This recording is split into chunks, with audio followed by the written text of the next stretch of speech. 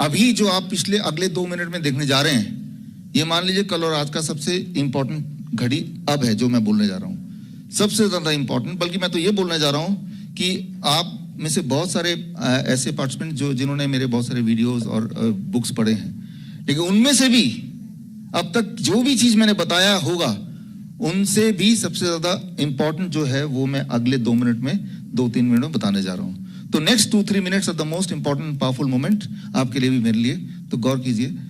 और वो ये कि बीमारी कोई भी क्यों ना हो, चाहे कोई पैरालिसिस हो गया हो, किसी की हड्डी टेढ़ी हो गई हो, कोई ट्यूमर हो गया हो, कोई सांस ना ले पा रहा हो, किसी का पैर हाथ सूज गए हो, किसी का पेशाब बंद हो गया हो, तो बीमारी जो भी आप इमेजिन कर सकते हैं वो सारी की सारी बीमारी ठीक होने का जो आसान से आसान तरीका जो फ्री में उपलब्ध है ऑलरेडी, वो क्या है वो अब आप देखने जा रहे हैं। मैं जो अभी वीडियो दिखाने जा रहा हूं, ये वीडियो ये है, नाम है वुल्मा रुडोल्फ, और ये एक ऐसी महिला है जिनका 12 साल तक वो चल नहीं पाई, वो पोलियो हो गया था, पैरालिसिस था, 12 साल तक चल ही नहीं पाई। लेकिन 12 साल के बाद उन्होंने कुछ किया, वो क्या किया उसकी ट्रेनिंग मैं दूंगा। और उसके बाद ओलंपिक में 3 गोल्ड मेडल जीते तेजी से दौड़ने का, 3 वर्ल्ड रिकॉर्ड भी बनाए सबसे तेजी से दौड़ने का पूरे दुनिया में। और उस वीडियो को आप देखिए और उसके बाद वो किया क्या वो आप समझिए।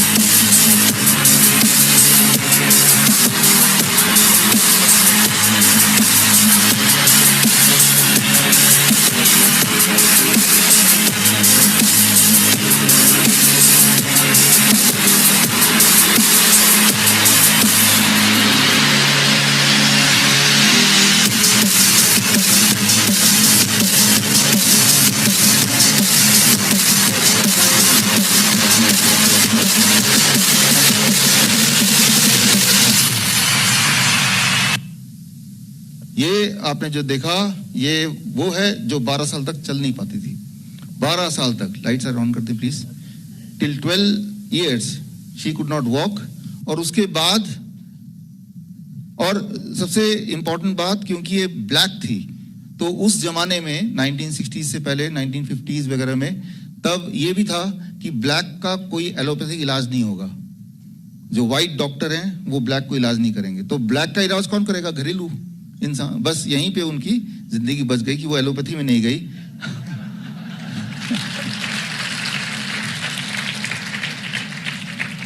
तो ये उनकी बायोग्राफी है, विल्मा रुडोल्फ बायोग्राफी। इस बायोग्राफी और मैंने और रिसर्च किया कि ये ठीक कैसे हुआ। ठीक होना तो चलो एक मिराकल है ही, ठीक होके वर्ल्ड रिकॉर्ड बनाना 3-3, ये कैसे हो गया? वो एलोपैथी में नहीं गई, वो तो बात समझ आती कि और खराब करने से बच गई, लेकिन ठीक कैसे हुए? और ठीक कैसे हुए वो ये बुक है, और इसमें लिखा है कि ठीक होने के लिए एक ब्लैक घरेलू, एक वहां का, जैसे यहाँ ट्रेडिशनल डॉक्टर होते हैं आयुर्वेद, वहां के ब्लैक आयुर्वेदाचार्य मान लीजिए, वहां के हिसाब से ट्रेडिशनल डॉक्टर ने बोला अगर इनको ठीक करना है कि दोबारा ये चल पाए दौड़ पाए, सिर्फ 2 ही शब्द, heat and water therapy, heat and water therapy.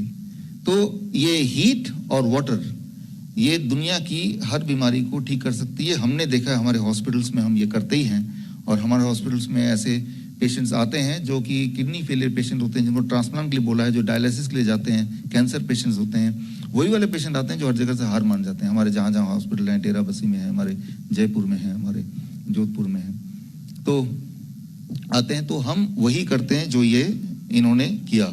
और ये कोई अकेली महिला नहीं है 1960s की जिन्होंने ये करके यहाँ तक उपलब्धि पाया। इस तरह से हीट एंड वाटर से लोग ठीक होते हैं, या और हजारों की तादाद में ठीक होते हैं। और ये एक और मैं चाहूंगा कि एक होमवर्क की तरह आप लें, सिस्टर केनी, नाम याद रख लीजिए, सिस्टर केनी। सिस्टर केनी 1940s के दौर पे एक नर्स हुआ करती थी, और जब पोलियो के कोई पेशेंट आते थे या पैरालिसिस के पेशेंट आते थे तो उनका जो बैसाखी उठा के फेंक देती थी और उनको दोबारा चला देती थी। तो कैसे चलाती थी? द आंसर, ये उनकी जो किताब है बड़ी मुश्किल से मिली है कहीं लाइब्रेरी से, तो answer is again heat and water therapy. तो जब सब कुछ फेल हो जाता है, सोचिए उसका पैर काम ही नहीं कर रहा और उसको भी इतना स्ट्रेंथ कर देना, the answer is heat and water therapy.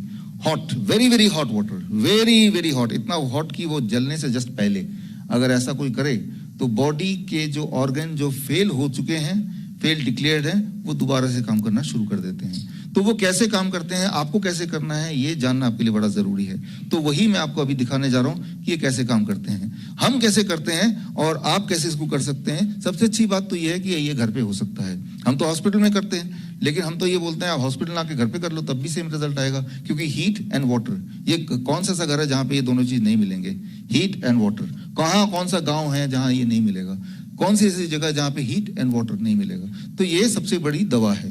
तो इसको हम कैसे यूज करते हैं? वेरी सिंपल, जो हम अपने हॉस्पिटल में कर ही रहे हैं कि हमने एक पानी का टब बनाया, जो कल आपको दिखाया था, मैं दोबारा दिखा देता हूं। और हमने बस इतना प्रिंसिपल सोचा कि पानी के टब के अंदर यहां तक बैठ जाए कि पानी यहां तक आ जाए, राइट। इसके ऊपर जाएगा तो वो सांस ही नहीं ले पाएगा, इससे नीचे, इसलिए।